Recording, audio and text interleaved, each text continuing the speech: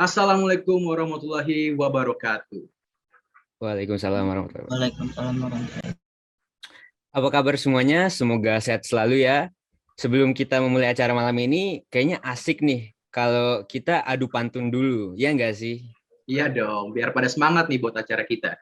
Bener banget. Kalau gitu, gua duluan ya, Rai. Jalan-jalan sama kakek tua. Cakep, Jalan ke pasar beli tomat. cakep. Halo para hadirin semua, perkenalkan nama saya Rahmat. Saya dari kelas 12 IPA. Siap. Giliran gue nih, Mat. Oke, Pergi ke pasar beli pepaya. cakep. Ke pasarnya sama si Tini. Lebih cakep lagi. Perkenalkan nama gue Raya bersama Rahmat sebagai MC malam ini. Gue dari kelas 11 sosial. Cakep banget, cakep. Nah, sebelum itu, terima kasih kami ucapkan kepada Bu Alwia selaku Direktur SMA Lazuardi yang telah bergabung bersama kita malam hari ini. Terima kasih juga kepada kepala sekolah, guru-guru, orang tua, teman-teman, kakak-kakak alumni, dan lain-lain yang udah mau meluangkan waktunya untuk acara kita malam ini. Selanjutnya akan ada sepatah dua kata dari Bu Alwia. Kepada Bu Alwia, waktu dan tempat dipersilahkan. Terima kasih, Rahmat dan Raya. Bismillahirrahmanirrahim. Allahumma sholli ala sayyidina Muhammad wa ala ali Muhammad. Bapak, Ibu guru yang saya hormati, yang hadir di malam hari ini, anak-anak alumni, para siswa dan para orang tua yang hadir, yang mau menyempatkan waktunya untuk mengikuti acara ini. Saya malam ini tidak akan bicara tentang teori-teori yang sulit-sulit, ya, tapi hanya cerita-cerita sedikit dari pengalaman saya mengelola SMA Lazuardi. Pernah suatu saat orang tua bertanya, salah satu orang tua calon siswa ya waktu itu, anak saya ini katanya sekolahnya di SMP itu biasa-biasa saja, semangatnya juga biasa, kecerdasannya ya biasa juga. Dan segala sesuatunya serba biasa, kata dia. Dia cuman, kalau menurut catatan saya, kata orang tuanya, dia hanya punya satu keunggulan, yaitu di main musik. Gitu. Nah, saya jadi bingung, anak saya mau saya sekolahkan di mana, katanya. Lalu jawab saya juga sederhana saja, sesederhana pertanyaannya. Sebenarnya pertanyaannya nggak sederhana ya, cukup sulit itu.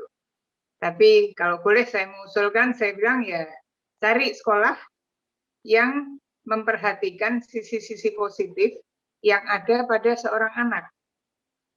Sekolah yang tidak hanya memperhatikan hal-hal yang sifatnya akademis atau IQ yang tinggi dan lain sebagainya. Nah, contohnya saya bilang ya SMA Lazuardi ini. SMA Lazuardi biasa menerima anak-anak dengan berbagai kecerdasan. Bukan hanya cerdas di matematika, akuntansi, kimia, dan lain-lain.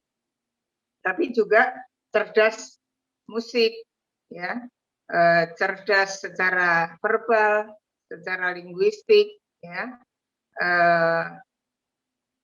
punya kecerdasan emosi juga yang tinggi, dan berbagai macam kecerdasan yang bisa saja dipunyai oleh anak-anak kita. Ya. Jadi banyak orang yang merasa cerdas itu adalah IQ yang tinggi.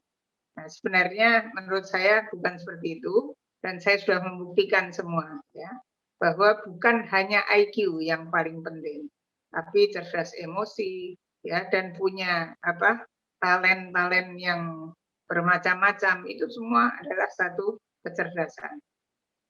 Seperti contohnya kalau kita lihat di sini ada Raya dan Rahmat yang kita tunjuk supaya jadi MC.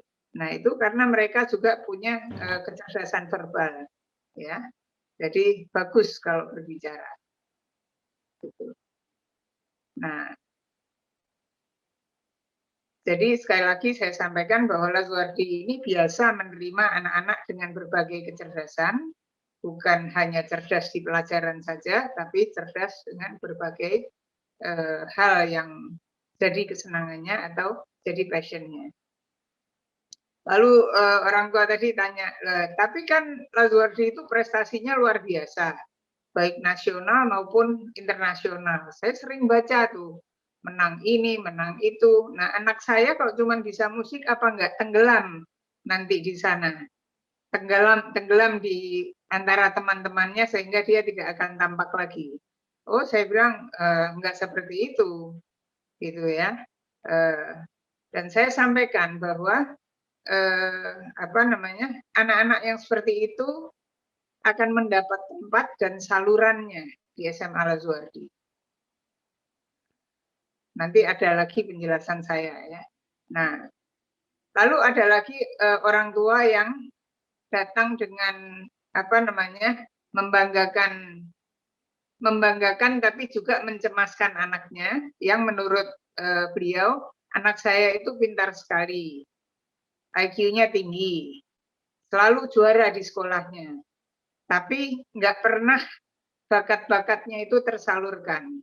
Anak saya ya sudah hanya menunggu terima rapot di akhir semester, rapotnya selalu terbaik. Ya hanya begitu, dan tidak ada sesuatu yang bisa dibanggakan lagi. Nah, sekali lagi saya bilang kalau cari sekolah, cari yang konsep pendidikannya itu juga memperhatikan pelatihan-pelatihan soft skill yang diadakan di sekolah, gitu ya. Pelatihan di sini maksud saya bukan seminar atau apa ya, tapi metode-metode pendidikan yang dibuat atau yang dibangun oleh sekolah sehingga soft skills dari anak-anaknya itu terbangun, seperti itu. Nah, selama ini Bapak Ibu sekalian dan anak-anakku yang hadir saat ini, perlu kita ketahui bahwa yang orang-orang atau anak-anak yang mendaftar atau bersekolah di SMA Lazuardi ini juga kecerdasannya beraneka ragam, ya. Beraneka ragam kecerdasannya. Nanti kalau sudah masuk SMA Lazuardi, ya insya Allah mereka, insya Allah nih ya, dengan upayanya para guru, itu pasti bisa membanggakan. SMA Lazuardi ini memang punya visi misi yang berbeda, Bapak Ibu dan anak-anakku sekalian. Disebut sebagai sekolah swasta unggulan bukan karena kami menerima anak-anak dengan IQ yang tinggi, yang jenius atau yang istimewa. Ada anak-anak Lazuardi yang IQ-nya istimewa, ada. Tapi ada juga yang ya sekedar bagus gitu ya. Ada juga yang biasa atau bahkan di bawah rata-rata. Ada yang punya kecerdasan musik yang baik, ada yang menonjol dalam olahraga atau bahasa, dan lain sebagainya.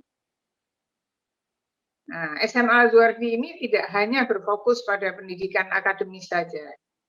Anak-anak Lazuardi kita asah soft skill-nya sejak awal, kita asah empatinya, dan kita perhatikan perkembangan akhlaknya, insya Allah. Sebagian orang tidak memahami bahwa pembuatan program pendidikan itu sebenarnya tidak melulu menyusun kurikulum akademis. Ya, nanti Bapak Ibu bisa mendengarkan apa kata alumni-alumni kita ya. Berapa banyak pelajaran matematika yang harus diselesaikan, bukan hanya itu yang dipikirkan. Apa saja yang harus disiapkan dalam pelajaran fisika, kimia, biologi, ekonomi, sejarah, dan lain-lain. Berapa target nilai yang harus dicapai anak, ya, dan berbagai hal lagi yang berkaitan dengan melulu akademis saja. Nah, itu semua memang penting.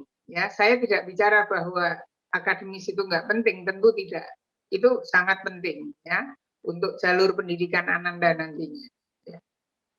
Tapi kalau tidak dibarengi dan dikombinasikan dengan program dan pemberian pengetahuan-pengetahuan tentang soft skill dan lain sebagainya, maka semua mata pelajaran ini akhirnya hanya menjadi beban yang berat, ya, yang membuat anak-anak kita cepat lelah dan akhirnya menyerah. Nah, pasti semua orang sudah, menurut saya bukan rahasia umum ya, Kalau anak sekolah di SMA itu kayaknya bebannya berat banget, mau masuk perguruan tinggi, terus harus kalau dulu pakai ujian nasional, sekarang alhamdulillah sudah tidak ya. Dan berbagai macam beban ya. Nah, gimana caranya supaya anak-anak itu bisa apa namanya meraup semuanya, tapi juga dia tidak terbebani dan tidak menjadi jenuh.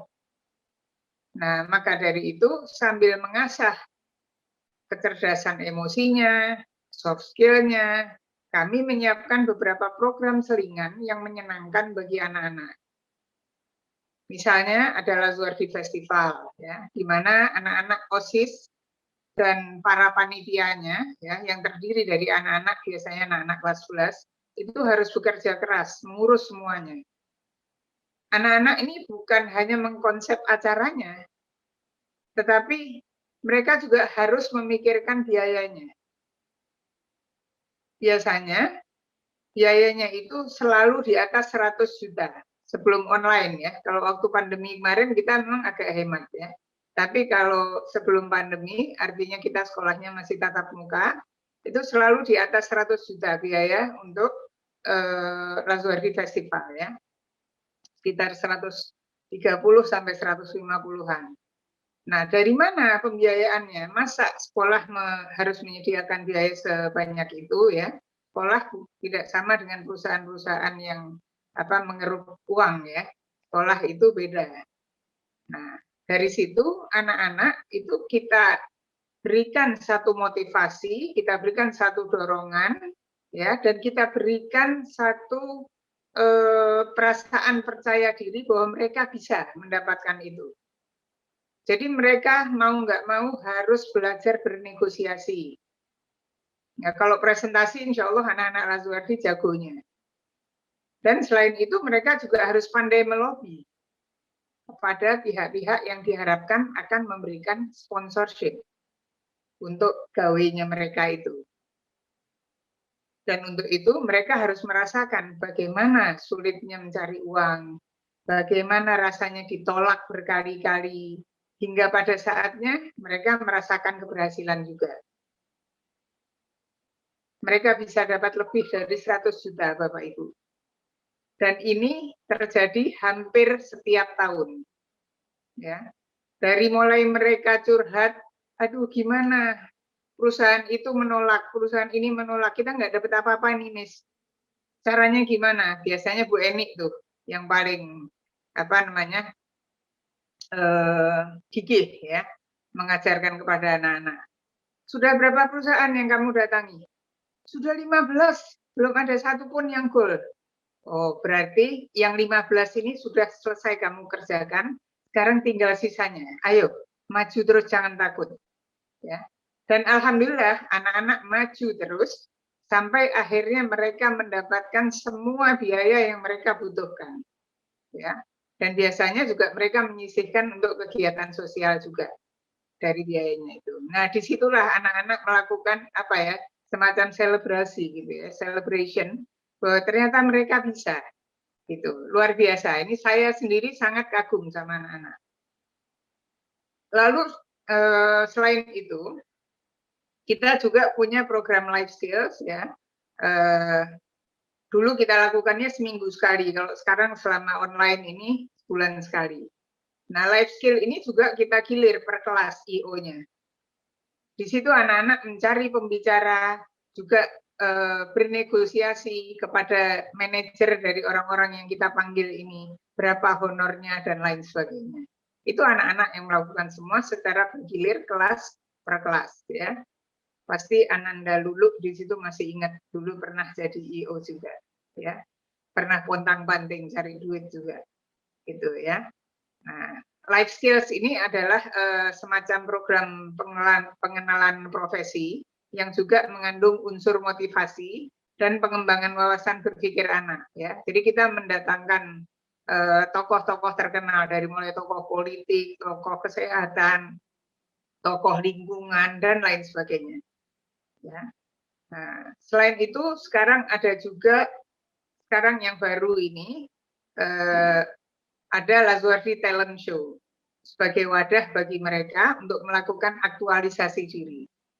Nah, mereka boleh memamerkan kemampuannya dengan membuat video-video rekaman suara, ya, video main musik, menari, menyanyi, baca puisi, menjahit, menyulam, memasak, dan wah luar biasa.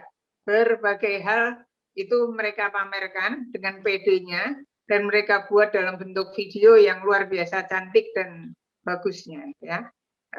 Sangat mengagumkan. Dan saya betul-betul terharu setiap kali melihat hasil kerja anak-anak ini. Luar biasa. Ini kalau anak-anak tidak kita bukakan kesempatan itu, maka itu akan tersumbat di dalam dirinya. Dan seperti saya bilang tadi, belajar menjadi sesuatu yang melelahkan akhirnya. Nah, jadi selain sebagai selingan, program-program yang menyenangkan tadi juga sebagai penyeimbang antara otak kanan dan otak kiri, supaya insya Allah tidak berat sebelah jadinya. Nah, dengan begitu, para hadirin sekalian, pada akhirnya anak-anak akan belajar dengan bahagia dan jalan menuju sukses pun insya Allah akan terbuka. Mau ikut lomba-lomba, kita fasilitasi. Mau sekolah di luar negeri, kita bantu dengan informasi-informasi, ya, dan lain sebagainya. Ya. Saya masih ada beberapa hal, tapi saya pikir cukup dulu sampai di sini. Nanti mungkin kalau ada yang mau tanya jawab, bisa dijawab oleh para alumni kita yang sudah siap di sana. Dan ada ibu kepala sekolah, ada para wakasek, ada para guru, dan juga ada Pak Iswoyo di sini, guru kami yang sering melakukan memberikan pelatihan-pelatihan. Ya, insya Allah semua akan dibantu dijawab. Sekian dulu dari saya. Terima kasih atas kesempatannya. Terima kasih sudah didengarkan. Mudah-mudahan acara ini akan membawa manfaat bagi semua yang hadir malam ini ya, dan diridhoi oleh Allah Subhanahu wa taala. Terima kasih. Assalamualaikum warahmatullahi wabarakatuh. Waalaikumsalam. Waalaikumsalam warahmatullahi wabarakatuh. Nah, itu dia sepatah dua kata dari Ibu Alwiyah sebagai pembuka acara kita. Nah, dengan begitu langsung aja nggak sih kita sambut bintang tamu kita yang kece-kece, asik, dan pokoknya inspiratif. Ya nggak, Rai? Gimana nih, Rai? Langsung aja kali kita masuk ke sesi talk show-nya ya. Yoi, Mat. Langsung aja. Yoi, langsung. Duluan, Rai. Duluan ya. Jadi, Duluan. karena ini ada banyak banget nih, kita satu-satu dulu, Mat. Satu-satu, siap. Satu-satu dulu. Kita tanyain sama Kak Luluk dulu. Kak Luluk. Halo Kak Luluk, mungkin Kak Luluk bisa perkenalan diri dulu. Oke, nama saya Luluk.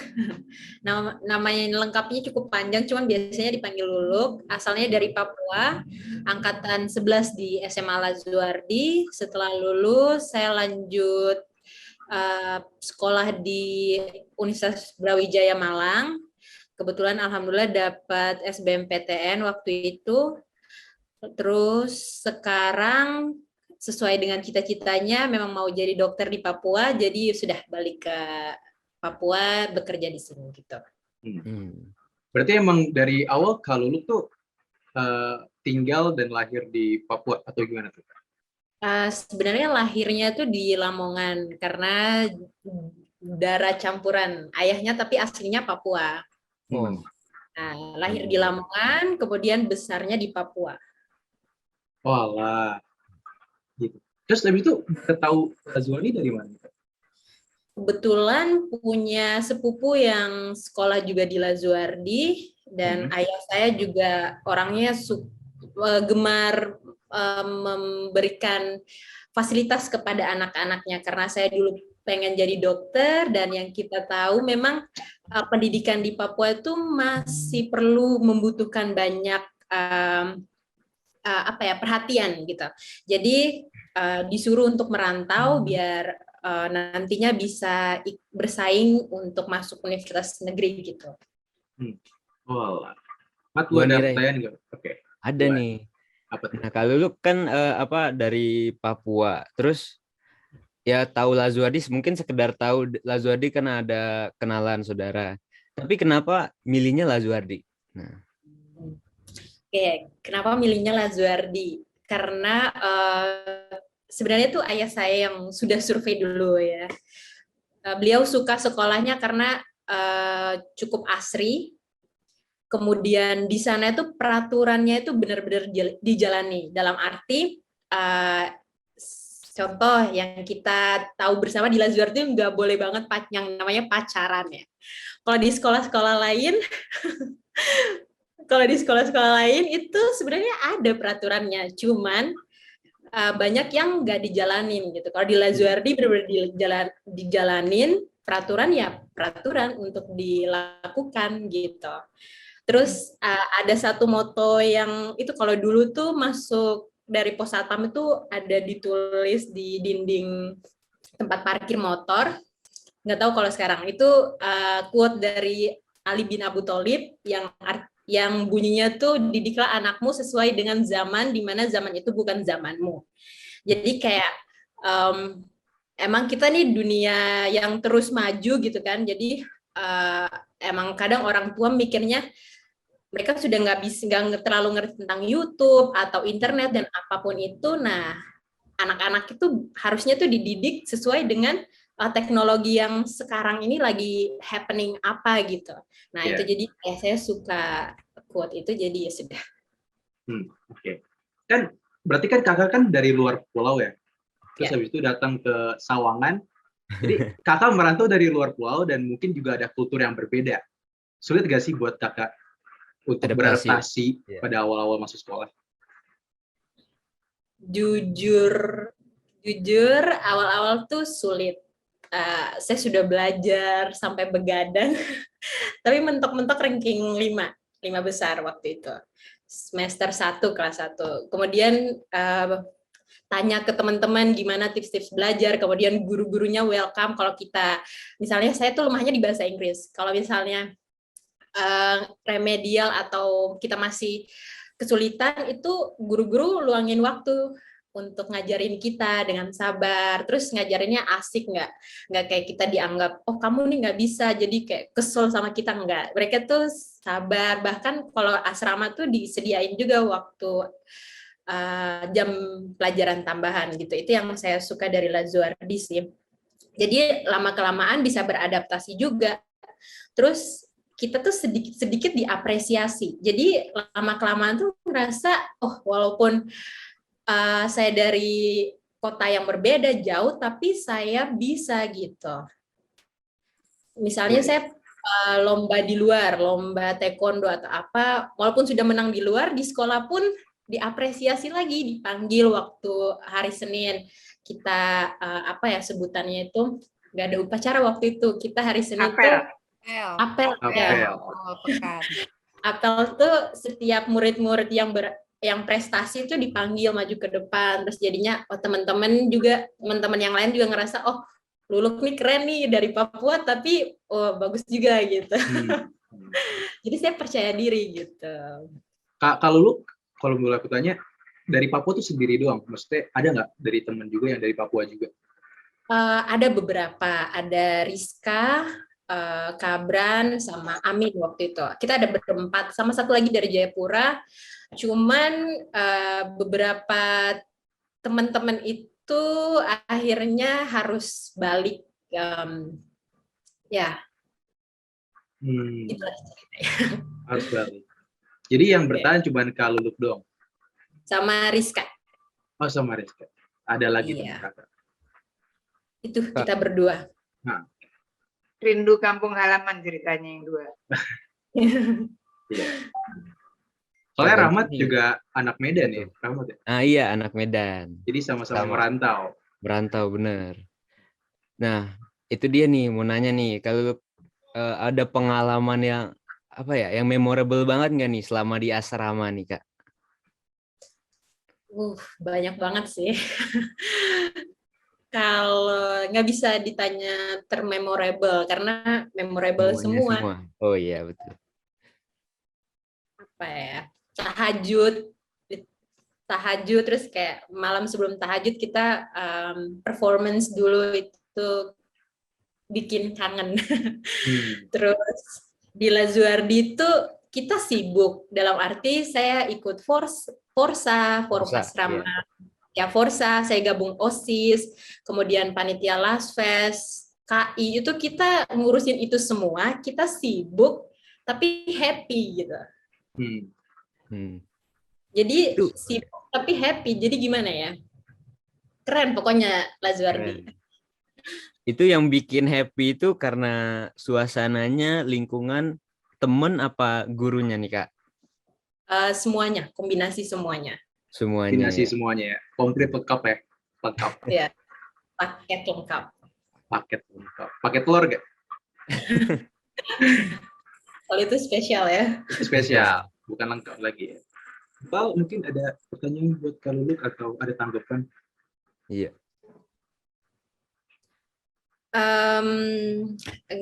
Paling cuman ini sih mau kasih. Ya sebenarnya saya nulis beberapa poin karena terlalu banyak, jadi saya pilih yang paling berkesan. Sebenarnya semuanya berkesan ya. Kayak di Lazuardi itu kayak semuanya diapresiasi. Terus tadi kalau dari kata Bu Al, yang diterima itu nggak hanya yang IQ-nya sudah bagus, kayak tugasnya sekolah kan ya memintarkan anak. Kalau yang diterima yang sudah pinter-pinter ya buat apa gitu kan. Nah kerennya Lazuardi di situ. Jadi saya punya teman-teman yang keren-keren, yang keren-kerennya di berbagai banyak hal. Jadi lebih open minded, lebih tahu kalau misalnya cerdas itu nggak hanya pintar matematika. Orang yang sukses itu nggak hanya PNS doang yang sukses atau dokter doang yang sukses. Yeah. Ada pengusaha dan lain-lain. Nah, itu semuanya tuh saya dapatkan di Lazuardi. Iya sih. Aku juga setuju banget sih sama tadi statement kakak. Karena nggak semua orang pinter itu dilihat dari IPA doang, nggak dari MTK doang, gitu kan. Karena nggak semuanya pekerjaan itu yang paling sukses adalah dokter, pengusaha dan segala macamnya. Juga ada kan semakin tahun maju gitu kan, ada perkembangan zaman, ada perkembangan teknologi. Jadi pekerjaan tuh makin lama makin melebar, makin banyak. Kayak misalkan sekarang bisa jadi YouTuber, itu juga termasuk pekerjaan. Sekarang bisa jadi TikToker kayak Kak Karim misalkan. Jadi ya apa namanya nggak dilihat dari MTK dan IPA-nya doang gitu. Dan di Lazuardi itu nggak sekolah Lazuardi itu nggak ngeliat dari kepintaran MTK-nya doang. Aku ngerasa aku jujur aku MTK tuh nggak begitu bagus. Cuman pas masuk Lazuardi aku nunjukin aku bisa yang lain, kayak misalkan aku bisa nyanyi walaupun suaranya nggak bagus-bagus banget. Aku jago ngomong, sering dijadiin MC. Nah, suka nulis puisi juga, kadang suka diapresiasi. Jadi ada rasa senangnya lah. Iya, keren banget Raya. Iya. Ramat juga nih, Ramat penyanyi juga, jadi penyanyi kondang. Ramat penyanyi kondang. Enggak ada Bukan. penyanyi. Enggak, bukan. Raya, suaranya lebih bagus Raya. Bisa aja. Itu apresiasi. Ya. Apresiasi. Siap. Ini gimana nih? Kita mau lanjut ke Kak siapa dulu nih? Iya. Gimana nih? Ke KST mungkin? KST kali ya. Nah. Halo KST. Halo KST. Halo Raya, halo Rahmat. Halo juga guru-guru semuanya. Halo pakai bahasa Jepang tuh apa? Halo pakai bahasa Jepang. Halo, aduh sekarang udah malam jadi konbanwa.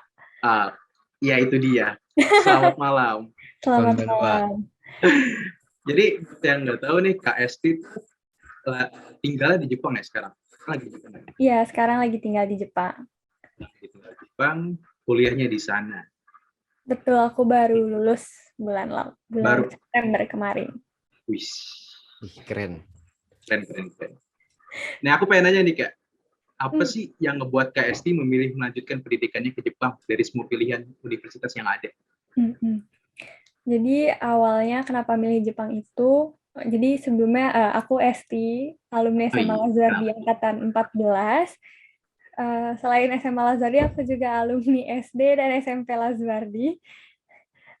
Jadi awal kenapa tertarik ke Jepang itu, pas di SMP aku ikut kayak program pertukaran pelajar itu, selama sekitar 2 minggu ke Jepang. Nah, dari situlah aku kayak ada ketertarikan nih sama Jepang dan jadi kayak punya mimpi, oke, suatu saat aku pengen nih belajar menuntut ilmu di Jepang. Dari situ awalnya. Dari situ awalnya. Jadi bukan karena wibu atau gitu kayak aku ingin menjadi samurai gitu. Atau bukan ya? Sebelum ke Jepang malah aku nggak nonton anime, nggak. Oh, nggak nonton anime sama sekali. Tapi pas ke Jepang jadi suka anime. Jadi Nggak wibu. juga sih. Maksudnya nggak yang Oh, nggak. kayak, aduh aku suka banget sama anime, enggak. Kayak kalau like ada ya udah. Mat, lu ada pertanyaan atau? Ada dong. Nah, Kak Esti kan milih ke Jepang. Tentunya di sana tuh banyak universitas-universitas yang bagus. Tapi kenapa akhirnya milih Ritsumeikan APU? Kenapa milih Ritsumeikan APU? Karena di APU itu belajarnya, kuliahnya itu bisa pakai bahasa Inggris. Jadi kalau universitas di Jepang rata-rata kan harus pakai bahasa Jepang ya. Kayak harus sekolah dulu bahasa Jepang setahun, dari situ baru masuk ke universitas. Istilahnya kayak makan waktu setahun lagi buat sekolah bahasa. Sedangkan di APU di APU itu nggak perlu kayak, ya kalau ada masuknya itu bisa pakai TOEFL atau IELTS aja, pakai bahasa Inggris kayak gitu. Itu jadi salah satu alasan kuat kenapa kayak akhirnya milih APU. Berarti pas kakak masih di SMA Al-Zuardi pernah ikut lintas minat bahasa Jepang atau enggak? Iya, aku 3 tahun ambil LM Jepang kebetulan. Oh, jadi mungkin itu kali ya, jadi sebuah dorongan juga buat kesana. Nah, itu juga betul sekali. Berarti pas nyampe Jepang gitu, nggak butuh waktu yang lama buat bisa beradaptasi belajar bahasa Jepang, karena udah 3 tahun itu udah belajar Jepang. Gitu. Alhamdulillah, maksudnya kan kayak aku bilang di APU walaupun kuliahnya pakai bahasa Inggris, kita tetap punya pelajaran bahasa Jepang sebagai pelajaran wajib ya. Di saat masuk udah keterima, datang ke APU ada placement test untuk kelas bahasa Jepang. Nah, karena udah 3 tahun aku belajar bahasa Jepang dulu, ikut LM, itu juga ngebantu untuk kayak, alhamdulillah kayak men-skip berapa level di APU buat kelas bahasa Jepangnya, kayak gitu.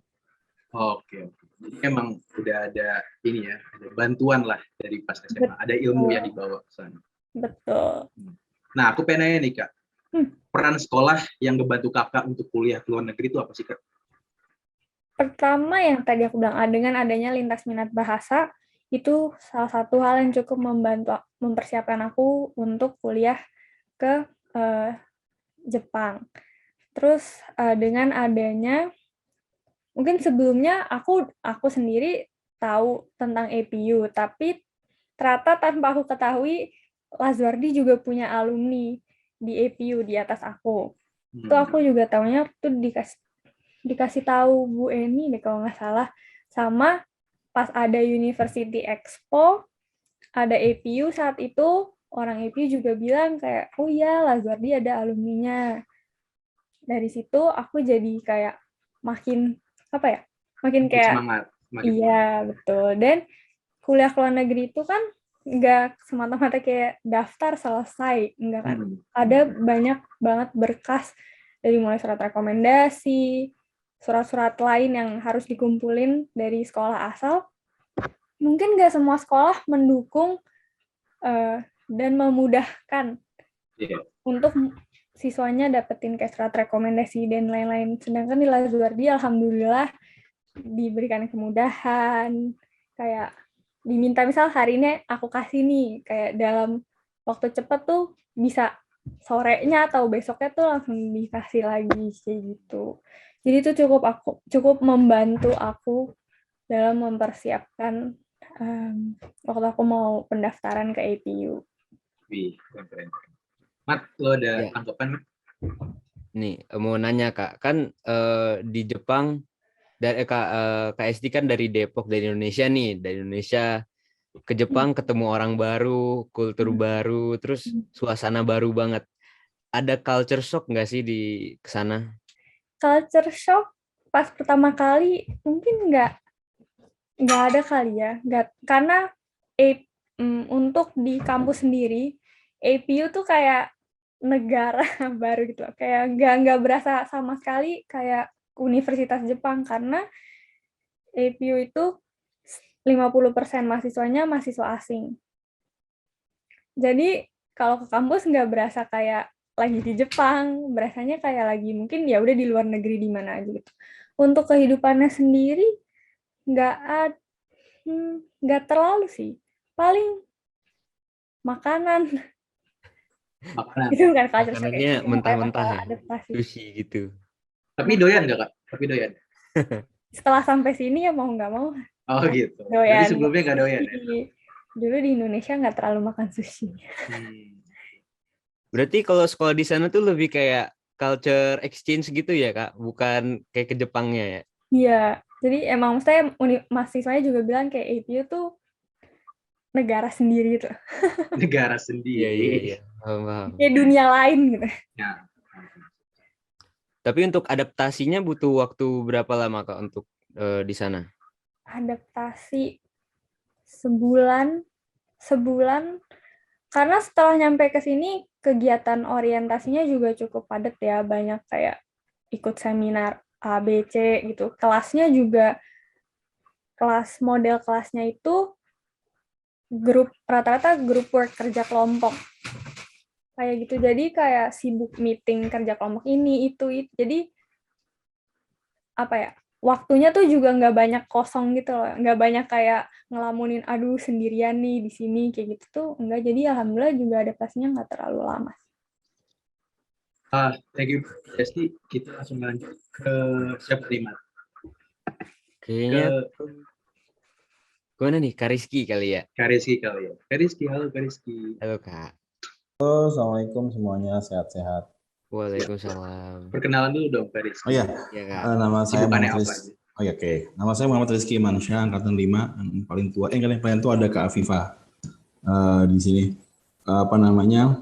Saat ini saya bekerja sebagai staf ahli di DPR RI, staf ahli anggota, sama entrepreneur di bidang interior itu sih. Jadi kata Ustadz Haikal, perwakilan pemerintah. Wih, keren banget. Kak Rizky, aku dengar-dengar dulu pas masih SMA tuh deket banget sama guru ya. Nah, manfaat apa yang Kak Rizky rasakan dengan adanya kedekatan dengan antara guru dan murid itu sendiri? Oke, kalau misalnya dekat dengan guru, kayaknya bukan cuma saya, kayak semua murid dekat sama guru Lazuardi. Karena Lazuardi itu punya personal guru tuh yang keren, unik. Jadi mereka punya cara masing-masing untuk dekat sama student, sama siswanya gitu. Jadi dengan cara masing-masing, misalnya ada yang suka cerita ya cerita, ada yang suka curhat ya curhat, ada yang suka main basket bareng. Jadi nggak cuman kita tuh respectnya bukan karena oke, saya murid, Anda guru, ya nggak gitu. Jadi lebih daripada itu, gitu sih. Kalau manfaatnya sendiri, apa tadi nanya manfaat ya? Iya. Oke, manfaatnya banget dong, banyak banget. Kenapa? Karena dengan kita dekat sama guru, kita kan nggak bisa sembarangan keluar bahasa tuh. Beda dong sama misalnya Rahmat sama Raya ngobrol berdua nih, pasti ada keluar bahasa-bahasa yang seumuran lah. Kalau sama guru kan nggak bisa. Jadi kita juga belajar memilih kata-kata gimana sopan tapi deket. Nah itu manfaat banget loh untuk sampai tua tuh. Kita jadi sekarang pun saya ketemu orang yang lebih tua juga, akhirnya biar deket tapi sopan gimana ya bahasanya. Oke, dulu sering Lazuardi kayak gini gitu, jadi ke bawah sampai sekarang. Gitu. Jadi ngelatih tutur kata ya Kak, sama yang lebih tua. Lebih ke arah situ. Gitu. Dan itu cukup ngebekalin Kakak ke depannya kan pada saat itu. Banget. Jadi gimana bikin orang itu nyaman sama kita, tapi dengan bahasa yang lebih tertata lah gitu. Iya, kan tadi kan sempat ngobrol juga barusan, Kakak tuh dulu dekat sama guru. Berarti otomatis tuh melatih bersosialisasi kan. Nah, skill bersosialisasi ini tuh kepake nggak buat di pekerjaan Kak Rizky sekarang? Banget, nyambung kayak tadi. Sebenarnya kalau sosialisasi bukan cuma sama guru ya, sama seluruh siswa. Kayak tadi misalnya ada Luluk dari Papua. Dulu tuh saya tuh kakak kelasnya Ulfa dulu. Ulfa tuh saya kelas 3, Ulfa kelas 1 kalau nggak salah. Terus ada teman-teman dari luar daerah lain. Jadi kepake karena kan kita kan ketemu orang yang berbeda setiap hari. Di kantor pun banyak orang-orang yang baru saya kenal, banyak orang-orang daerah yang saya kenal. Artinya bahasa tuh penting gitu loh. Di Lazuardi itu kita terbiasa, kayak contoh lah kita ikut KI ya, banyak ada KI segala macam, terus banyak present juga. Itu ngelatih banget kita bahasa, jadi ke orang tuh lebih tadi sama kita lebih teratur bahasanya, lebih tertata, sopan tapi dekat gitu loh, Kan kadang-kadang juga orang ada yang apa SKSD tapi biasanya kok Iya. aneh nih orang gitu Iya, kan. iya. Tapi jelas kayaknya melatih banget saya sih terutama, jadi lebih punya bahasa yang lebih baik barangkali, insya Allah begitu. Iya. Aku juga setuju sih sama Kak Rizky bilang begitu. Soalnya aku ngerasa di SMA Al-Azhar ini apa namanya pembicaraan itu tuh nggak cuma satu arah doang, nggak cuma dari Betul. guru ke kita doang, Betul. terus kita nggak bisa ngapa-ngapain. Betul. Pembicaraan dua arah. Jadi Betul. gurunya tuh menerima kita ngomong apa aja. Bahkan kalau aku pengen bilang, aku sering ngobrol sama Pak Ali, terus habis itu sama Miss Cahya juga kadang suka curhat gitu, punya masalah apa aja. Betul. Dan mereka semua tuh nerima gitu, dan mereka semua tuh nerima karena ya itu tadi pembicaraan itu nggak cuma satu arah doang, dua arah. Betul. Dan Karena- kalau yang saya rasain dulu tuh bukan cuma di luar kelas, ya di dalam kelas pun begitu. Jadi guru-guru pinter naikin mood murid tuh untuk belajar lebih. Iya. Contoh misalnya gini, dulu kan nggak semua orang tuh mudah belajar math ya, matematika. Tapi pas dulu tuh kalau nggak salah Pak Abdurrahman tuh pinter banget nyairin suasana. Misalkan nih, lagi pelajaran, saya dulu IPS ya, pelajaran lagi ribet nih, lalu beliau koin kartu sulap dulu, udah cair, belajar lagi. Dan anak-anak ngantuk, dia dongeng lagi, jadi cair lagi, mulai lagi. Jadi pinter banget bikin ambience di kelas tuh hidup terus gitu loh, itu penting. Iya, jadi ice breaking itu kayak gitu ya. Banget, ya. Ini tadi kata Ustaz Haikal, saya nanya agak aneh-aneh. Wah. Emang gitu, Ray? Agak, saya nanyanya baik saja, Pak. Oke. Ya kayak gitulah ya. Tapi itu emang paling penting sih. Soalnya banyak banget guru tuh yang gak mau dengerin murid yang ngomong. Kayak, oke, pokoknya saya yang paling benar, kalian yang salah gitu. Karena saya gurunya, kalian muridnya gitu. Dan di Al-Azhar ini enggak, alhamdulillahnya enggak. Gitu ya. Mat, ada tanggapan atau ada pertanyaan lagi? Ada dong. Wajib nih. Wajib nanya. Dong. Wajib. Nah, Kak Rizky ini deket sama guru nih pasti, ya semua guru pasti deket. Cuman yang paling berkesan, paling favorit, ada nggak, Kak? Nah ini sebenarnya berat karena semua guru punya keunikan masing-masing yang bikin kita tuh nyaman sama mereka. Misalnya kayak tadi contohnya Pak Abdurrahman, beliau pintar cariin suasana di kelas. Terus banyak kayak dulu ada Ibu Rosi juga pintar juga yang suasana. Banyak guru-guru yang ngasih ice breaking di kelas tuh, jadi yang ngantuk jadi melek lagi. Cuma ada satu guru nih, beliau hadir nih, ada Ustaz Haikal nih, salah satu favorit saya nih dulu nih. Jadi bayangin ya, begitu masuk SMA Al-Azhar, pelajaran agama bukunya apa? Wawasan Quran setebel-tebelnya gitu ya. Wawasan Quran karangan Quraish Shihab. Ada fikih praktis juga setebel begini. Yang pas SMP kita belajar, kayaknya dulu buku agama dari Depak deh, gitu kan. Kok SMA belajarnya setebel ini gimana memahami nih gue nih gitu kan. Tapi dengan caranya beliau nih, Ustaz Haikal, Masya Allah, bahasanya yang gampang diterima, contohnya yang lucu-lucu. Jadi kita tuh juga nunggu, kapan lagi nih agama nih, kapan lagi nih. Karena nunggu momen itu gitu loh. Jadi pelajaran agama tuh nggak jadi kita semangat loh, tanya jawab.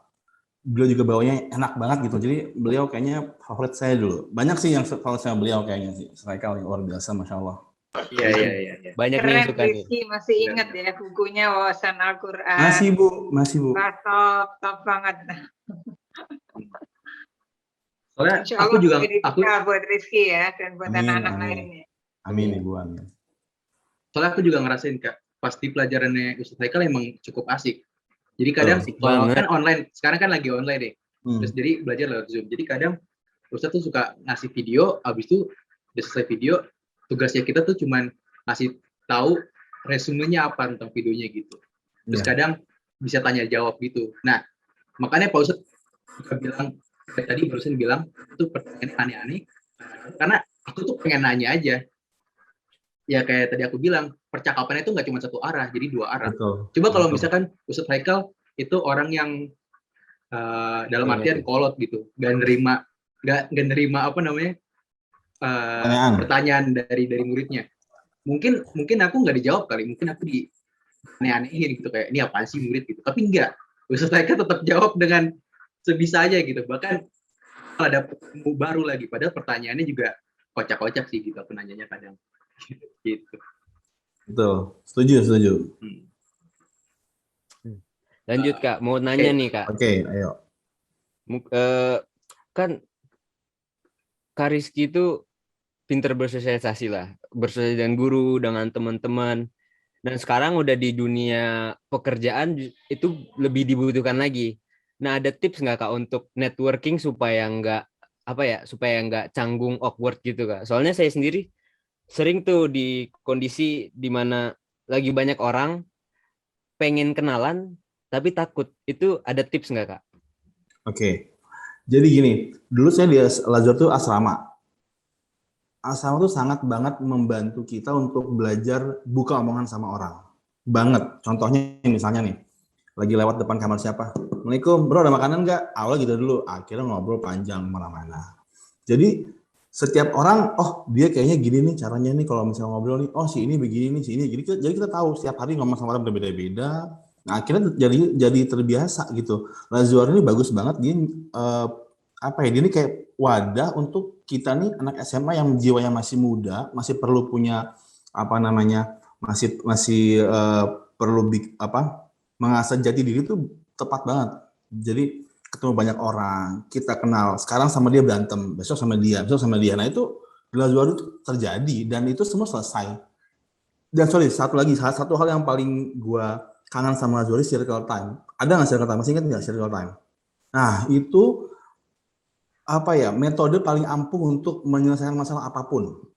Karena kita duduk berhadapan semua orang di ruangan itu yang sedang bahas satu masalah, semua unek-unek keluar, brainstorming, apapun selesai. Dan keluar ruangan, udah salaman beres. Apapun masalah selesai. Itu penting banget. Jadi banyak banget pelajaran di Lazuardi itu mengasah kita cara berkomunikasi sebenarnya begitu ya. Tinggal gimana kita mau lebih mengasah lagi di luarnya. Tapi bibit tuh di Lazuardi itu benar-benar banyak banget lah kita bisa mengasah cara bersosialisasi dengan baik sama orang gitu. Ini jadi flashback ya anak-anak, jadi pada ingat asrama, ingat Ibu. zaman dulu lagi. Mudah-mudahan nih pandemi cepat berakhir ya. Amin. Adik-adiknya nggak bisa merasakan semuanya. Iya, Tapi kita amin. sekarang kalau ngadain circle time online jadi Rizky. Iya, Bu. Ya. Jadi sekarang tuh ada yang namanya temu wali kelas gitu ya. Hari Senin 2 minggu sekali. Nah itu juga salah satunya mirip sama circle time itu. Cuman ya itu tadi online.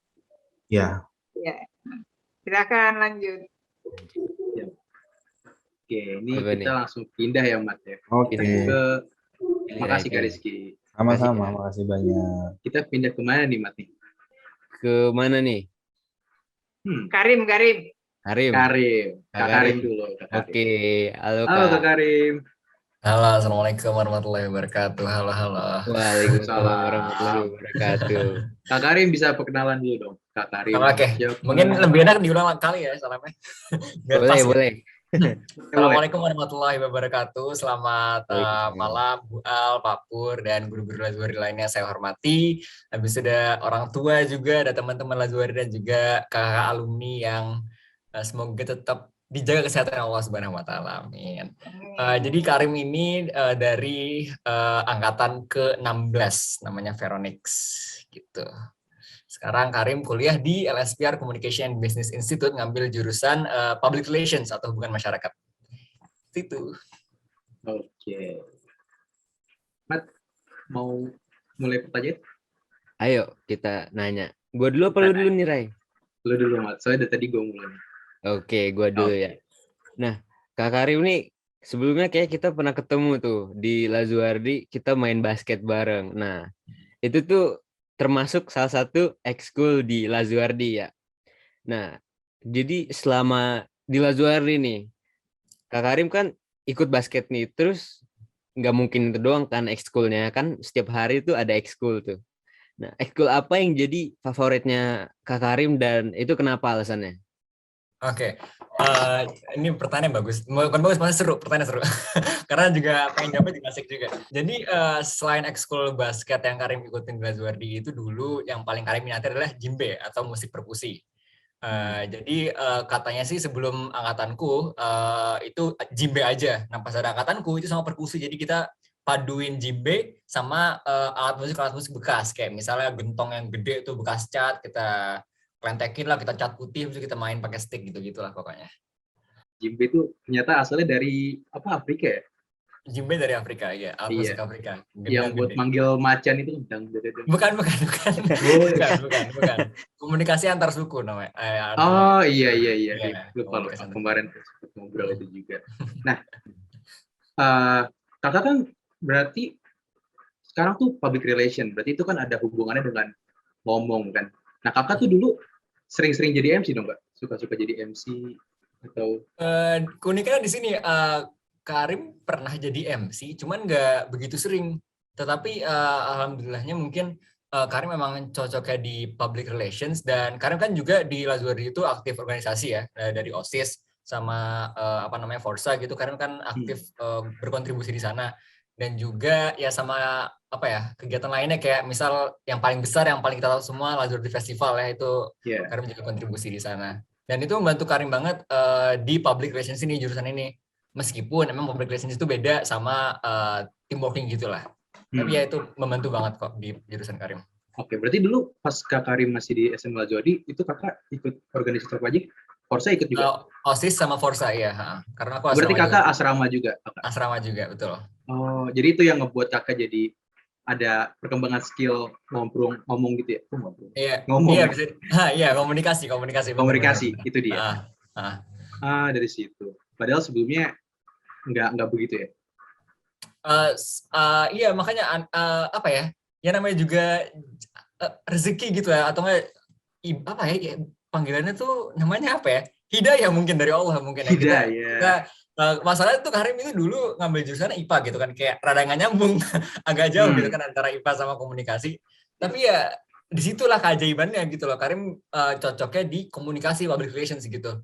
Dan Karim senang banget di sini, jujur aja. Iya. Gitu. Iya. Aku juga, by the way, Kak Karim tahu nggak kalau misalkan Kak Ramut itu dulu mantan ketua OSIS? Hah? Siapa tuh? Nih. Siapa? Nutan. Hah? Itu dulu mantan ketua OSIS. Siapa?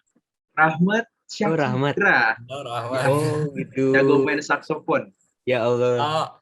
Aduh. Pernah tampil juga Rahmat ya di live skill kalau nggak salah, di mana lupa. Live skill pernah.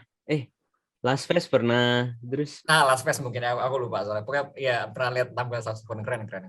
Iya. Kasih. Saya juga keren, bisa nyanyi. Oh enggak, bisa aja. Jangan, Mat. Gue malu, Mat. Suara gue bisa itu. Oke, kita lanjut nih ya. Lanjut. Kak Karim nih berarti lebih ke bidang yang non-akademis. Aku mau nih, Kak. Menurut pandangan Kak Karim, sekolah Lazuardi itu cukup memperhatikan nggak perkembangan murid-murid selain di bidang akademik? Oke, aku mungkin mau cerita sedikit ya. Mungkin di sini guru-guru paling tahu Karim kalau kondisinya di kelas seperti mana. Mungkin ya suka ngantuk atau sebagainya. Tapi kerennya itu guru-guru Lazuardi mereka nggak memandang sebelah mata aja. Mereka nggak memandang bagian akademiknya aja. Kalau misalnya mereka tahu si siswa ini punya skill atau kemampuan keahlian di bidang non akademik, pasti akan diakuin, akan di-acknowledge gitu loh bahasa Inggrisnya. Kayak misalnya ya kayak Karim contohnya, alhamdulillah dipercayain menjadi tim Jimbe waktu itu, tim Jimbe sama perkusi. Jadi Karim ngebantu ikut bikin irama-iramanya, dan alhamdulillah bisa dapat kesempatan tampil di luar gitu loh. Salah satunya di waktu itu gedung DPR itu, lupa namanya ya, di situ pokoknya di daerah situ sama tim Karim. Di gedung DPR tuh berarti ketemu sama Kariski nggak? Enggak, seperti enggak ya. Belum enggak ketemu. Siapa tahu gitu ketemu pas lagi main Jimbe gitu. Enggak kenal. Terus sekarang ada ketemu banyak gitu. orang gitu. Jadi lupa gitu. Enggak pernah satu gitu. Oke. Dulu tim Jimbe kita emang kemana-mana tuh diundang, wah banyak tempat pokoknya. Bang sering manggung gitu ya. Tapi kesian Raya, angkatannya nggak ada Jimbe. Ya. Ada online itu. Tapi ada yang lain. Oh iya, ada yang lain. Tapi masih asik kok. Online walaupun pasti, beda ambience-nya, tapi masih asik. Masih berasa Lazuardi-nya. Gitu. Walaupun cuma lewat Zoom doang ya. Betul sekali. Oke, thank you Kak Karim. Kita langsung pindah ke Hana. Halo Hana. Halo Kak. Halo, assalamualaikum. Suaraku terdengar? Waalaikumsalam, Halo. kedengeran Kak. Halo Rahmat dan Raya, dan juga halo kepada Bu Alwiyah, serta guru-guruku yang nggak bisa disebutin satu-satu. Oke, mungkin Kak Hana bisa perkenalin diri dulu sebelumnya Kak. Ya, oke. Semuanya, perkenalkan, namaku Hana Salsabila Firdausi, bisa dipanggil Hana. Aku angkatan 14, SMA Lazuardi, sama kayak Esti. Dan kemudian aku sekarang duduk di semester 7, jurusan Biokimia, Fakultas Matematika dan Ilmu Pengetahuan Alam, Institut Pertanian Bogor atau IPB University di Dramaga, Bogor, Jawa Barat. Oke. Nah, langsung aja Kak, mau nanya, soalnya penasaran banget nih Kak. Kak Hana nih sering banget ikut lomba KI kan. Tapi ini agak keluar topik nih, soalnya kemarin itu aku ikut IPB MUN. Nah, model United Nation yang dari IPB. Terus di situ kayak ketemu Kak Hana sebagai panitia. Nah, itu kenapa dari yang sering ikut lomba KI jadi panitia MUN? Oke. Makasih, bagus banget pertanyaannya ya dari Rahmat. Karena aku punya prinsip kayak hidup ini kan cuma sekali, kenapa nggak nyoba semuanya? Jadi ya selain ikut karya ilmiah ya itu aku udah mulai polanya dari SMA, terus kemudian aku tetap lanjut lomba karya tulis ilmiah dan lomba esai waktu di IPB. Dan juga aku kayak punya itu lagi kan, dan juga aku nyoba gitu model United Nation yang dimana mungkin itu seperti simulasi delegasi setiap negara gitu kan. Nah aku kayak pengen tahu gimana kita pakai bahasa Inggris dengan benar, berkomunikasi dan lain sebagainya. Sebenarnya kayak ada dendam tersendiri juga sih. Kayak dulu kan ada yang namanya native speaker di kelas bahasa Inggris di Lazuardi, dan aku cuma bisa diem aja, sedangkan anak-anak yang lain udah bagus tuh kayak mereka bisa ngomong dengan bagus, dan aku kayak dijadiin motivasi gitu di SMA udah dapat native speaker dan udah dapet ini, jadi aku lanjutin gitu belajar bahasa Inggris di jenjang kuliah dan kemudian di-apply di model United Nation. Dan setelah aku jadi pesertanya, Rahmat, aku jadi nyoba juga tertantang untuk gimana aku udah tahu nih sisi dari menjadi peserta tuh gimana. Kalau aku jadi penyelenggara tuh gimana gitu kan. Jadi ada, dan ternyata emang beda jadi panitia dan penyelenggara gitu. Jadi kayak menambah ilmu pengetahuan dan pengalaman aku sih kayak gitu. Oke, menurut Kak Hana sendiri lebih asik jadi panitia atau peserta nih Kak?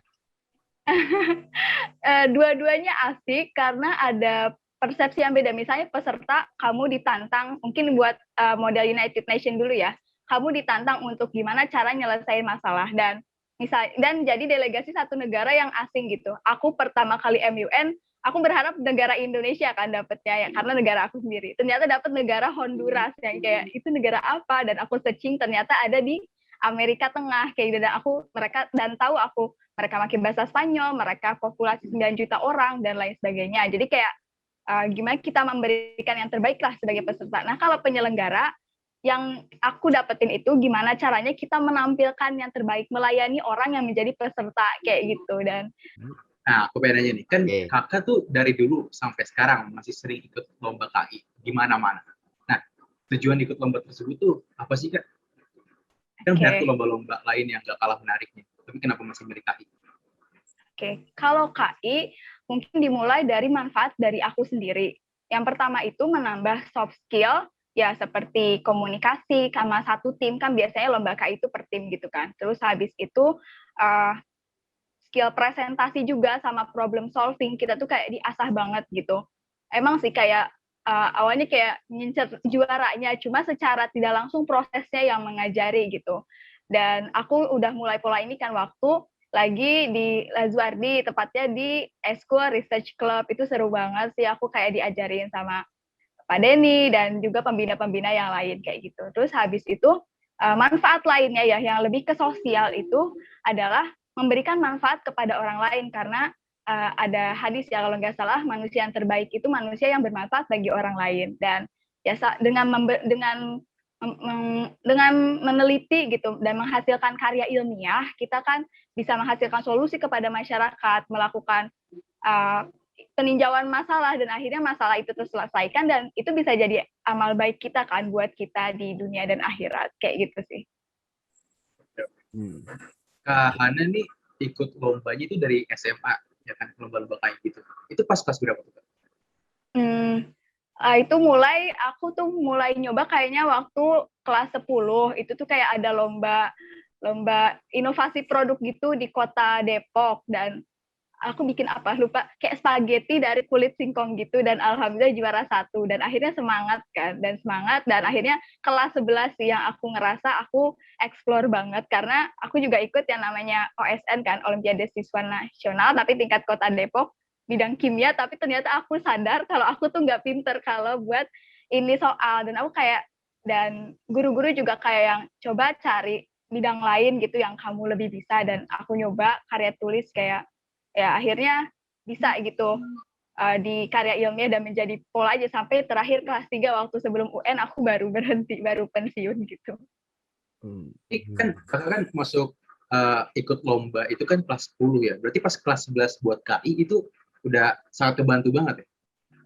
Iya, terbantu banget, kayak mungkin ada teman-teman yang kayak masih bingung gimana masalahnya gitu kan, apa sih, bingung nyarinya apa atau kayak nulisnya, aku udah kayak oh aku mau ini, terus ini nulisnya kayak gini, dan ya jadi kayak terbantu juga gitu karya ilmiah yang aku jalanin waktu kelas 11.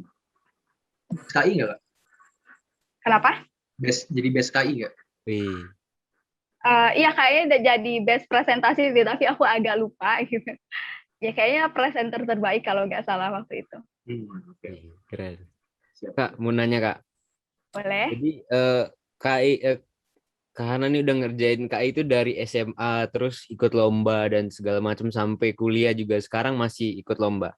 Pernah nggak Kak Hana itu ngerasa jenuh buat KI gitu kan? Soalnya kan kalau pakai KI itu terus buat lombanya kan kadang bosan terus jenuh ya.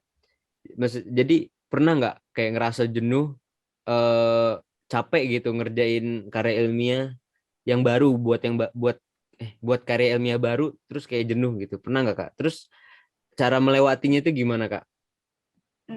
Oke. Nah, sebenarnya aku juga pernah di fase itu, terutama waktu tugas kuliah tuh numpuk. Aku kayak pengen ikut lomba ini, tapi tugas kuliahku menumpuk banget gitu. Aku kayak udahlah lepas aja kayak gitu. Tapi aku ingat lagi kan yang kayak apa manfaatnya yang aku dapetin gitu. Kenapa aku harus mulai kayak gitu. Lebih ke time management sih, atau sama kayak skala prioritas gitu. Apakah aku harus ikut lomba itu atau enggak, dan mana yang aku utamain kayak gitu. Dan untuk alasan kejenuhan, aku nggak menemukan sih, karena dengan apa sih, kayak pasti di Indonesia tuh kayak ada aja masalah yang baru gitu. Dan memang aku jurusanku biokimia yang IPA gitu, yang kayak IPA banget gitu. Tapi aku punya juga kayak interest ke yang lain, kayak misalnya pendidikan. Aku pernah kayak bikin project yang berkaitan dengan beasiswa, kan itu nggak terlalu ilmiah kan, nggak terlalu IPA gitu. Terus habis itu aku juga bikin project juga tentang toleransi di Indonesia, ya gimana caranya meningkatkan rasa toleransi kayak gitu. Jadi kayak nggak pernah jenuh sih, kayak selalu ada aja yang bisa digali gitu, Rahmat. Oke, menarik. Nih aku ada pertanyaan lagi nih. Boleh. Kan kakak kan ikut lomba KI ini banyak banget nih. Nah, manfaat apa yang Kak Hana dapat dari ikut lomba KI? Ada apa aja tuh, Kak, manfaatnya? Oke, manfaatnya menurutku banyak sih, karena mungkin yang pertama, kita jadi kayak terasah kepedulian sosialnya. Tadi kan dengan menggali masalah di masyarakat tuh apa, terus habis itu kita memikirkan gitu apa aja yang bisa kita lakukan gitu, dan mengaitkan dengan ilmu pengetahuan kita apa aja gitu, nggak terbatas dengan jurusan misalnya IPA IPS gitu, tapi bisa kompleks multidisiplin kayak gitu. Dan mungkin kalau konteksnya kita masuk ke lomba gitu, kita juga dapat pembelajaran kan gimana cara presentasi, ngadepin juri, mengambil hati juri, dan juga enaknya tuh dapat relasi dari mana aja gitu. Jadi kayak dari universitas lain di Indonesia, atau mungkin waktu SMA dari daerah lain, dari sekolah lain kan, dan mungkin ya kalau tingkat internasional bisa dapat relasi dari luar negeri gitu yang sangat membuka pandangan kayak gitu. Iya. Makasih Kak. Benar banget sih, relasi itu paling penting tuh. Iya. Buat di umuran kita nih kan harusnya kita perbanyak teman antar melihat latar belakang atau gimana gitu. Pokoknya relasi diperbanyak biar nanti ke depannya yang enak kita juga. Ya, benar banget, setuju sama Raya. Oke, berarti udah semua ditanya-tanya ini. Ya. Kita punya pertanyaan yang semuanya bisa jawab. Oke. Pertanyaannya adalah, ceritain dong pengalaman paling unik, momen yang paling berkesan yang pernah kakak alamin pas masih jadi siswa di Lazuardi. Ini aku random. Siapa nih? Mat, Dari kira-kira siapa dulu nih? yang Dari jawab duluan? Kak Karim aja deh. Kak Karim. Ceritain Kak. Pengalaman paling unik, momen yang paling berkesan yang pernah kakak alamin pas masih jadi siswa di Lazuardi. Oke, aku udah nemu. Momen paling unik dan juga berkesan adalah teater. Karena kalau nggak salah setahu Karim ya, teater ini angkatan Karim yang memulainya saat Lazuardi Festival. Apa bener nggak sih Bapak Ibu-Ibu guru? Apakah saya benar? Kalau salah bisa dikoreksi ya. Soalnya seingat Karim, angkatan Karim itu yang paling hektik banget pokoknya, karena kayak waktu itu pertama kalinya diselenggarain teater. Dulu pernah ada, katanya seingat Karim itu dulu katanya sebelum angkatan Karim adanya flash mob. Tapi kalau angkatan Karim itu mulai teater, jadi kita kayak mencari dana lagi, menyewa, bikin panggungnya, properti dan segala macamnya, dan itu benar-benar hektik banget, tetapi berkesan buat Karim. Ya karena itu balik lagi, kita bisa memulainya meskipun ada halangan dan tantangan tersendiri kayak gitu. Itu dari Kak Karim. Kalau misalkan dari Kak Rizky,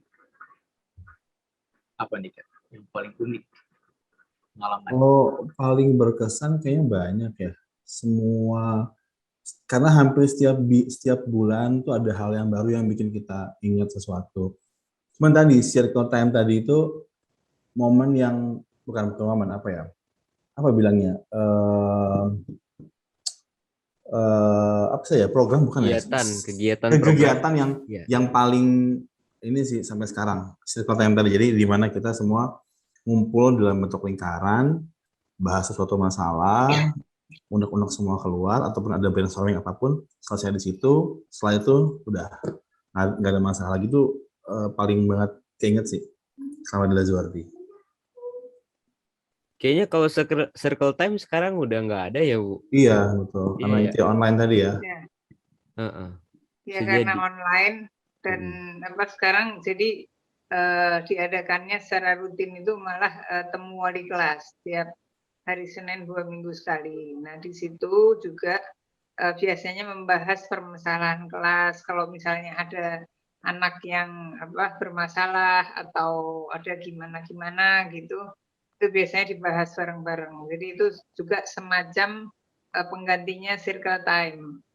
Nah kalau yang dulu mungkin anak-anak yang sekarang belum tahu, itu kita ngadain circle time-nya itu nggak terjadwal. Jadi kalau pas lagi kayaknya ini perlu dikumpulin nih anak-anak, ya udah ngumpul, bikin lingkaran, terus kita ngobrol di situ, memecahkan masalah yang ada. Nah gitu tuh Raya dan Rahmat. Oh ya, satu lagi.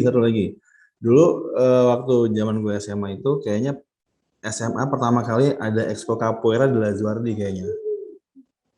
Oh iya itu. Nah ini gue angkatan pertama ke Capoeira di Lazuardi. Ada anaknya Bual juga sama Kak Zainal masa yang bawa waktu itu. Itu pas kita keluar tuh perform tuh merasa keren aja udah. Oh cuman sekolah gue doang nih yang ada Capoeira, yang lain cuman karate, taekwondo udah biasa lah ya. Kita pas keluar tuh kayak wah Capoeira nih beda, bajunya beda, saltonya beda. Itu ini sih terngiang banget. Perform di mana-mana juga ya Rizky waktu itu ya? Sempet. Nah. Jadi itu ya paling unik ya. Ya. Raya, Bu Alwia, sama Rahmat, izin nambahin sedikit mengenai tadi circle time. Kalau dulu tuh murid SMA Lazuardi itu masih terbilang sedikit, jadi sampai sekarang sih kan hubungan antara angkatan tuh deket ya, sampai sekarang masih kayak gitu. Tapi kalau dulu lebih deket lagi, jadi karena muridnya sedikit, ya interaksinya ke situ-situ lagi gitu. Jadi kalau misalnya ngobrol-ngobrolnya cuma di antara sekelas aja kurang begitu puas, kurang begitu bisa banyak yang terungkap gitu. Jadi makanya kalau circle time itu biasanya satu sekolahan. Nah kalau sekarang karena jumlahnya juga sudah lebih banyak, jadi makanya circle time itu paling besar diadakannya satu angkatan biasanya, dalam bentuk temu alas atau temu angkatan gitu, ngobrol-ngobrol bareng gitu. Oh. Ya ada yang satu kelas juga ada yang cuma satu kelas aja gitu. Tergantung permasalahan yang dihadapi apa waktu itu. Oh gitu ya. Jadi bisa satu kelas, bisa satu angkatan. Oke. Rai, kayaknya asik nih Rai kalau ada kita adain gitu ya. Apa kayak temu angkatan. Gimana sih? Ayo dong, OSIS nih. Waduh, boleh sih. Boleh aja tuh, walaupun masih online juga nggak apa-apa. Kalau dari aku gabung di Pramuka dan Paskibra di SMA Lazuardi, karena dari dua kegiatan itu aku bisa ikut acara-acara yang mungkin kalau aku ada di sekolah lain tuh aku belum tentu bisa ikut. Dari ikut Pramuka di Lazuardi, aku bisa ikut jadi panitia, bukan panitia sih, kayak mungkin bantu ngurusin acara Jambore SD se-Depok. Dan dari ikut Paskibra di SMA Lazuardi, aku dapat kesempatan buat jadi panitia salah satu acara yang dibuat sama PPI Purna Paskibraka Indonesia cabang Depok. Dan itu jadi salah satu hal yang paling berkesan sih, jadi punya banyak kenalan teman di Depok. Terus abis itu kayak kakak-kakak pramuka yang ada di Depok gitu. Itu jadi berkesan banget. Jadi anak pramuka sama anak paskibra. Raya nggak ada Paskibra juga. Aduh. Panutan. Ini Pak Sugeng, kembalikan pramuka dan paskibra, Pak. Nah, lo Pak Sugeng. Gimana tuh Pak Sugeng? Waduh. Nih Raya, Rahmat, Bu Alia mau nambahin satu hal lagi yang kayaknya sih tadi belum terlalu dibahas ya. Jadi di Lazuardi ini kita juga guru-guru itu rajin bertanya kepada anak-anak tentang cita-citanya mau kuliah di mana gitu ya. Terus kita ada konseling juga gitu ya. Ada jam konseling juga mau kuliah di mana, terus gimana caranya supaya goal milih jurusan yang dipilih oleh anak-anak ya. Dan itu betul-betul kerja keras betul sampai detik-detik terakhir memasukkan menginput jurusan apa yang mau dipilih gitu ya. Itu hampir secara individual tuh, satu demi satu dilayani sampai kadang-kadang udah hari terakhir banget nih harus dimasukkan sekarang, masih bingung pilih jurusan. Dan itu seringkali goal gitu, apa yang dipilih oleh anak dan sudah didiskusikan sama gurunya gitu. Jadi guru juga ngasih dorongan, kamu cocoknya masuk ini gitu. Biasanya anak-anak yang tadinya nggak mantap jadi mantap dan betul-betul dapat gitu. Alhamdulillah. Ya itu tambahan sedikit. Oh iya, bener Bu. Jadi nambah lagi nih satu alasan buat kalian semua yang adik-adik ini yang masih SMP buat masuk Lazuardi. Nah, Yap. Betul banget. Selanjutnya Oke, kita lanjut nih. Kemana nih? Ke ada Kak Luluk, ada Kak Hana. Kak Hana deh. Kak Hana nih. Iya. Ceritakan pengalaman uniknya Kak Hana. Pengalaman unik kayak di Lazuardi itu aku jadi dapat kesempatan banyak gitu mengenai lomba-lomba yang aku ikuti, kayak waktu umur 17 tahun gitu aku pertama kalinya naik pesawat untuk mengikuti lomba karya tulis di Kabupaten Bangka Tengah, Bangka Belitung gitu.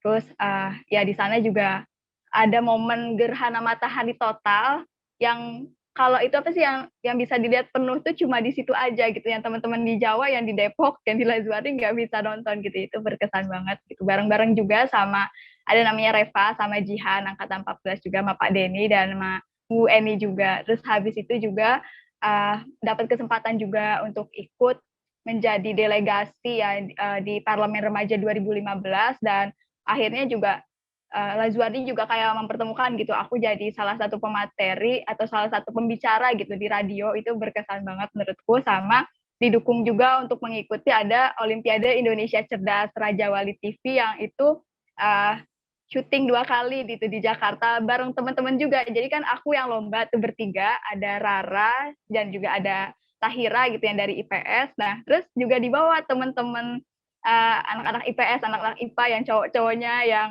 rame lah orangnya, mereka jadi yang ini tim yel-yelnya, dan itu syuting di TV gitu, dan apa yang orang-orang yang aku kenal nonton gitu yang kayak ih Hana masuk TV kayak gitu. Dan kalau mungkin aku nggak masuk di Lazuardi, kayak aku nggak pernah dapat pengalaman-pengalaman yang seberharga itu, dan jadi pondasi aku juga buat di perkuliahan ini. Terus sama apa? Kalau yang lebih di Lazuardinya, aku ikut OSIS, ikut Forsa, dan di Forsa aku yang berkesan sih aku kayak bikin radio asrama gitu, jadi kayak bacain berita-berita lewat ini sekolah, lewat speaker sekolah gitu, karena anak asrama kan nggak boleh bawa HP dan mungkin informasinya kurang gitu. Jadi ya udah aku jadi yang kayak penyiarnya kayak gitu. Itu unik banget sih menurutku. Itu radio asrama itu tiap pulang sekolah ya nggak? Iya nggak, Kak? Iya, seminggu sekali kalau nggak salah hari Kamis. Kalau dulu sih gitu. Iya, sama. Kemarin tuh juga pas sebelum COVID tuh hari Kamis sore itu enak tuh, sambil duduk-duduk ya kan dengerin radio. Itu mantap tuh. Yang mulai pertama kali tuh angkatan di atas aku, dan aku kayak ngelanjutin dan kayak nambahin inovasinya lah gitu. Mantap. Asik juga ya, Mat ya? Iya, asik asrama, Ray. Asik banget. Iya, Mat, mantap. Bu bisa apa sih, Mat? Tunggu di rumah. Oke, yang terakhir, kalau lu gimana? Pengalaman paling unik? Paling unik, paling susah untuk gue jawab nih, karena unik, seru, banyak banget yang gue dapatin di SMA Lazuardi ya. Pernah dulu dapat surat dari Komdis, waktu itu Bu Maya yang pegang. Jadi ceritanya nih dari kantin mau balik ke kelas, terus tiba-tiba Bu Maya panggil, terus deg-degan nih. Kenapa nih, gue bikin salah apa nih kan? Ya udah. Terus ternyata sama Bu Maya dikasih surat. Pas dibaca, ternyata isi suratnya itu apresiasi dari Bu Maya karena sudah berhasil berusaha beradaptasi di SMA Lazuardi gitu. Terus itu suratnya tuh aku simpan sampai sekarang di koper, masih tersimpan dengan rapi. Kemarin dapat IG-nya Bu Maya, terus langsung ngechat Bu Maya gitu kan. Itu unik. Terus kemudian pernah juga sama Pak Bagus kita bikin lomba. Jadi limbah sampah di Lazuardi itu kan banyak banget nih, gara-gara KI. Nggak banyak banget sih, maksudnya gara-gara KI kita punya beberapa limbah sampah, kertas terutama, kemudian ada beberapa anak-anak itu yang aktif di kayak futsal, basket, dan lain-lain. Akhirnya kita nih, ada Zahra, ada beberapa teman-teman angkatan itu, kita bikin limbah kertas, digabungin sama kitosan, terus itu untuk menghilangkan bau kaki. Dan ternyata bau kaki pada anak-anak yang hobi main basket, futsal, dan lain-lain. Dan ternyata kita berhasil juara 2 sekota Depok apa se-Jawa Barat gitu. Terus berhasil nyumbangin itu genset buat sekolahan waktu itu. Itu seru banget sih. Terus asrama tuh udah circle time, semuanya unik. Sholat tahajud terus dapet susu coklat, sari roti coklat, itu ngangenin banget. Terus kalau misalnya ada tukang galon masuk, terus pada panik semua, ada cowok gitu, kita pada masuk ke kamar-kamar adik kelas, jadinya tuh ya udah, akhirnya karena udah di situ jadinya ngobrol, yang tadinya jaim-jaiman jadi deket gitu, seru sih. Udah itu. Gimana, Mat? Lu kan juga ini, Mat, asrama. Iya. Seru nggak, Mat, pas waktu itu asrama? Seru banget, Ray. Seru, Ray.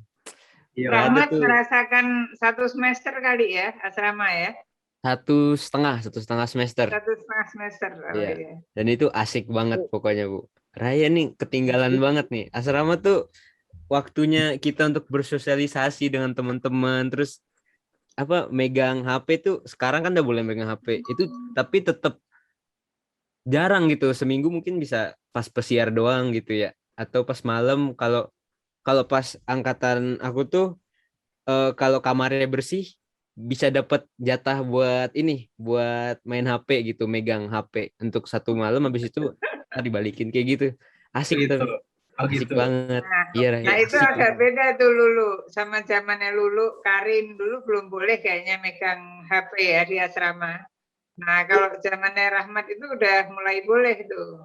Anak-anak sekolah juga udah mulai boleh bawa HP ya Bu Verda ya. Ya walaupun sudah. nggak di jam pelajaran tetap dikumpulin, tapi Iya. jam istirahat boleh pegang HP. Langsung masuk aja ya ke sesi Q&A-nya, Mat. Jadi Iya. udah ada yang nanya tadinya nih, gimana pelajaran agama Islam di Lazuardi kasih fondasi setelah lulus dari Lazuardi?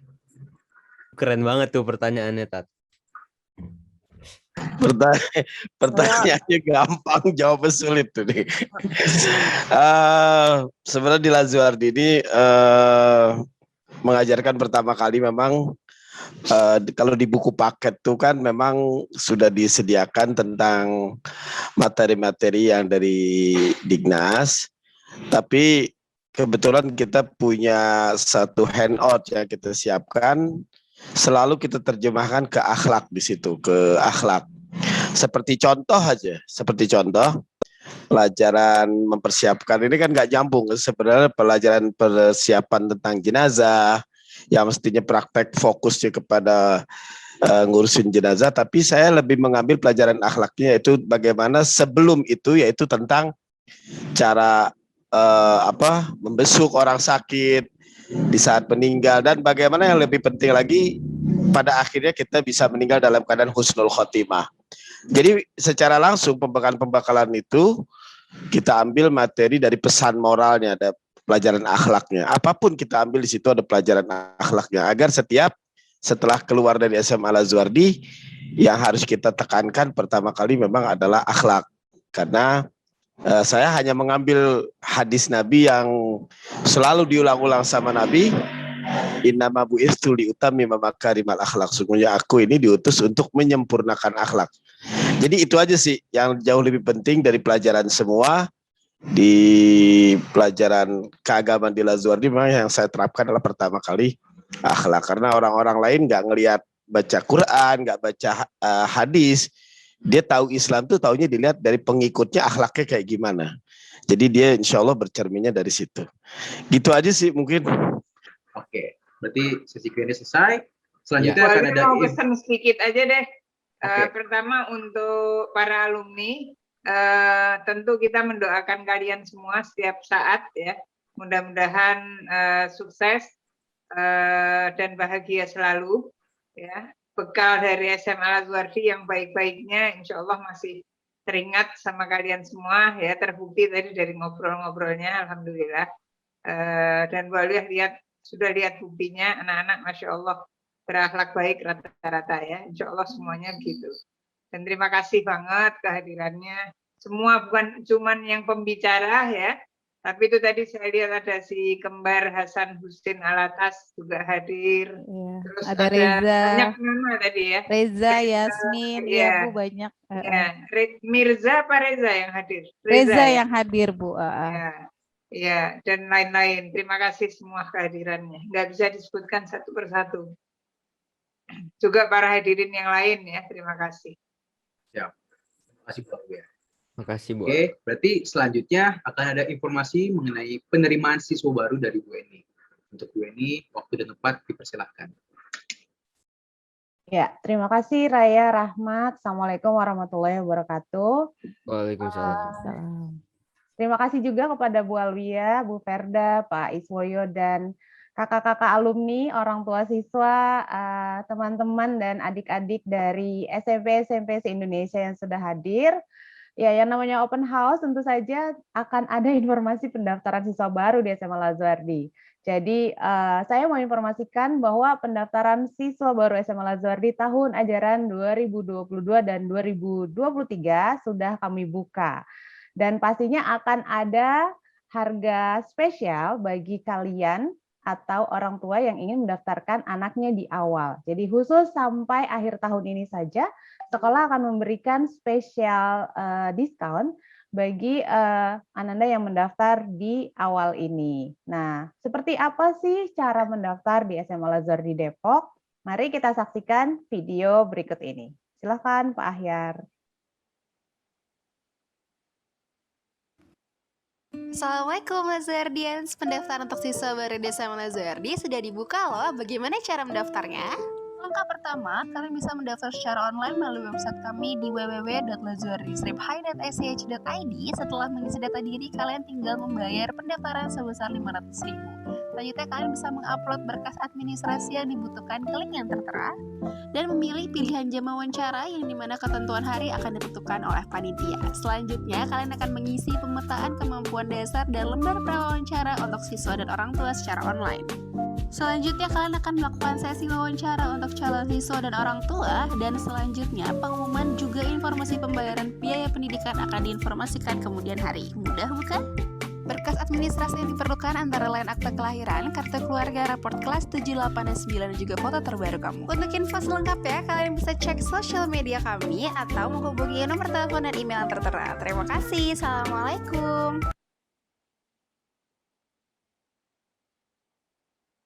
Ya, demikian tutorial pendaftaran di SMA Lazuardi. Tunggu apa lagi? Segera mendaftar dan mari bergabung dalam keluarga besar SMA Lazuardi Depok. Terima kasih. Assalamualaikum warahmatullahi wabarakatuh.